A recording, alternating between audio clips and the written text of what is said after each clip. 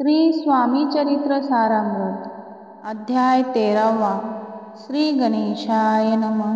शुक्ल पक्षीचा शशिकर वाढे जैसा उत्तरोत्तर तैसे हे स्वामी चरित्र अध्यायाध्यायी वाढले. द्वादशाध्यायाचे अंती. श्रीपादवट्ट बाळाप्पा प्रती कपटयुक्तीने फसवून पाहती परी झाले व्यर्थची. खिन्न झाला चोळप्पा म्हणे श्रीची पूर्ण कृपा. मजहुनी तया बाळप्पा प्रिय असे जहाला. वर्तले ऐसे वर्तमान बाळप्पा एकनिष्ठ धरोन. स्वामी सेवा रात्रंदिन अत्यानंदे करीतसे. स्वयंपाकादिक करावयासी लज्जा वाटतसे तयासी. तया ते एके समयासी काय बोलती समर्थ. निर्लज्जाशी सनिध गुरु असे जाण निरंतरू. ऐसे बोलता सद्गुरु बाळप्पा मनी समजला. अनेक उपाये करून शुद्ध केले बाळप्पाचे मन. स्वामी विने दैवत अन्य नसेची थोर या जगी. सेवेकऱ्या माझी वरिष्ठ सुंदराबाई होती तेथ. तिने सेवकऱ्यास नित्य त्रास द्यावा व्यर्थची. नाना प्रकारे बोलून करी सर्वांचा अपमान. परी बाळप्पावरी पूर्ण विश्वास होता तियेचा. परी कोणे एके दिवशी मध्यरात्रीच्या समयाची लघु शंका लागता स्वामीशी बाळप्पा ते उठविले. श्री ते धरोनी आकरी घेऊनी गेले बाहेरी. पाहुनिया येसी परी बाई अंतरी कोपली. मने याने येऊन स्वामी केले आपणा अधीन. माझे गेले श्रेष्ठपण अपमान झाला. तैपासूनी बाळप्पाशी त्रास देत अहर्निशी. गाराने सांगता समर्थाशी बाई ते शब्दे ताडिती.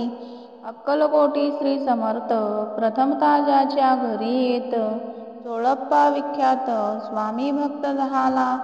एक तप पर्यंत स्वामी सेवा तो करीत. तयासी द्रव्यासा बहुत असे सांप्रत लागली. दिवाळीचा सण येत राजमंदिरा माजी समर्थ. राहिले असता आनंदात वर्तमान वर्तिले. कोण्या भक्ते समर्थाशी अर्पिले होते चंद्रहाराशी. सणानिमित्त त्या दिवशी अंगावरी घालावा. राणीची ये मनात विचार येता त्वरित. सुंदराबाईशी लोभत चंद्रहार द्यावा की. सुंदराबाई बोलली तो आहे चोळप्पा जवळी. ऐसे ऐकता त्या काळी जमादार पाठविला. गंगूलाल जमादार चोळप्पा जवळी ये सत्वर. म्हणे द्यावी जा चंद्रहार राणी साहेब मागती. चोळप्पा बोले तयांशी हार नाही आम्हापाशी. बाळप्पा ठेवितो तयाशी तुम्ही मागून घ्यावा की.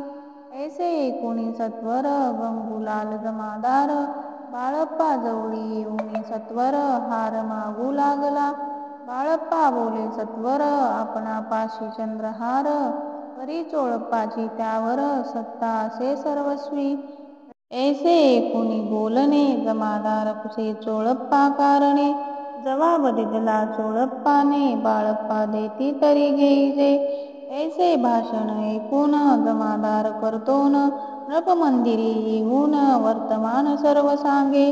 चोळप्पाची ऐकून कृती राग आला राणी प्रती. सुंदराबाईने ही गोष्टी तया विरुद्ध सांगितल्या. कारभार चोळप्पाचे करी जो होता आजवरी. तो काढूनी तया सदुरी करावे राणी म्हणतसे. पहिलेच होते बाईच्या मनी सहाय्य झाले आता राणी. सुंदराबाईचा गगनी हर्ष तेव्हा न समावे.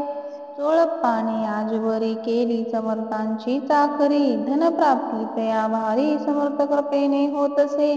असो एके अवसरी काय झाली नवलपरी. बैसली समर्थांची स्वारी भक्त मंडळी वेष्टीत. एक वस्त्र तया वेळी पडले होते श्रीजवळी. तयांची करुणी जोळी समर्थे करी घेतली. अल्लग शब्द उच्चारिला म्हणती भिक्षा द्या आम्हाला. तयावेळी सर्वत्राला आश्चर्य वाटले. झोळी घेतली समर्थे काय असे उने तेथे. जे जे दर्शना आले होते त्यांनी भिक्षा घातली. कोणी एक कोणी दोन रुपये टाकती आणून न लागता एक क्षण शंभरावर गंती झाली. जोळी चोळप्पा ते देऊन समर्थ बोले काय वचन. चोळप्पा तुझे फुटले ऋण स्वस्त आता बसावे. पाहोनिया द्रव्याशी आनंद झाला तयाशी. परी न लागे मानसी श्रीचरण अंतरले. तयाशी झाले मास दोन पुढे काय झाले वर्तमान. राणीच्या आज्ञेने शिपाई दोन स्वामी जवळी पातले. त्यांनी उठवून चोळप्पाशी आपण बैसले स्वामीपाशी. चोळप्पाच्या मानसी दुःख फार झाले. स्वामी पुढे वस्तू येती त्या शिपाई उचलती. चोळप्पा ते काही न देती नेतरी घेती हिरावणी. चोळप्पाशी दूर केले बाईसी बरे वाटले.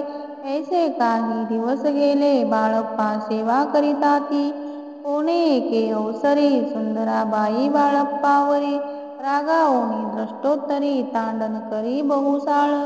ते ऐकून बाळप्पाशी दुःख झाले मानसी. सोडून स्वामी चरणाशी म्हणती जावे येथोनी. ऐसा केला विचार झाली असता रात्र. बाळप्पा गेले बिराड्यावर खिन्न झाले मानसी. आज्ञा समर्थांची घेऊनी म्हणती जावे येथोनी. याकरिता दुसरे दिनी समर्थाजवळी पातले. आपुली आज्ञा घ्यावयाशी बाळप्पा येतो या समयाशी. अंतर्ज्ञानी समर्थाशी तात्काळ विदित झाले. तेव्हा एक सेवेकऱ्यास बोलले काय समर्थ. बाळप्पा दर्शनाशी येत त्याशी आसन दाखवावे. बाळप्पा येत त्या स्थानी आसन दाविले सेवेकऱ्यांनी. तेव्हा समजले निजमनी आज्ञा आपणा मिळेना. कोठे मांडावे आसन विचार पडला त्या लागून. तो त्याच रात्री स्वप्न बाळप्पाने देखिले. श्री मारुतीचे मंदिर स्वप्नी आले सुंदर. तेथे जाऊन सत्वर आसन त्यांनी मांडिले. श्री स्वामी समर्थ या मंत्राचा जप करीत. एक वेळ दर्शना येत हिशेब ठेवीत जपांचा. काढूनी दिले बाळप्पाशी आनंद झाला बाईशी. गर्व भरे ती कोणाशी मानिनाशी झाली. सुंदराबाईशी करावे दूर समर्थांचा झाला विचार. त्याप्रमाणे चमत्कार करोनिया दाविती. जे कोणी दर्शना येत त्यांशी बाई द्रव्य मागत. धनधान्य साठवीत ऐसा प्रकार करोनी. बाईची कृत्य दरबारी विदित केली थोर थोरी. बाईंनी राहावे दुरी श्रीचरणापासून. परी राणीची प्रीती बाईवरी बहुत होती. या कारणे कोणाप्रती धैर्य काही होईना. अक्कलकोटी त्या अवसरी माधवराव बर्वे कारभारी. तयांशी हुकुम झाला सत्वरी बाईशी दूरी करावे. परी राणीस घेऊनी तैसे न केले तयांनी. समर्थ दर्शनाशी एके दिनी कारभारी पातले. तयांशी बोलते समर्थ कैसा करिता कारभार. ऐसे ऐकूनी उत्तर बर्वे मनी समजले. मग त्यांनी त्याच दिवशी पाठविले फौजदाराशी. कैद करोनिया बाईसी आणावे म्हणती सत्वर. आज्ञेप्रमाणे सत्वर बाईसी बांधी फौजदार. बाई करी शोक फार घेत उर बडवूनी. फौजदाराशी समर्थ काही एक न बोलत. कारकिर्दीचा अंत ऐसा झाला बाईचा. स्वामीची या सेवेकरिता सरकारातून तत्वता. पंच नेमुनी व्यवस्था केली असे नृपराये. मग सेवा करावयाशी घेऊन गेले बाळप्पाशी. म्हणती देऊ तुम्हाशी पगार सरकारातूनी. बाळप्पा बोलले तयांशी द्रव्याचा नाही आम्हाशी. आम्ही निर्लोभ मानसी स्वामी सेवा करू की. बाळप्पाचा जप होता पूर्ण एका भक्तास सांगून. करविले श्रीनी उद्यापन हिशेब जपांचा घेतला.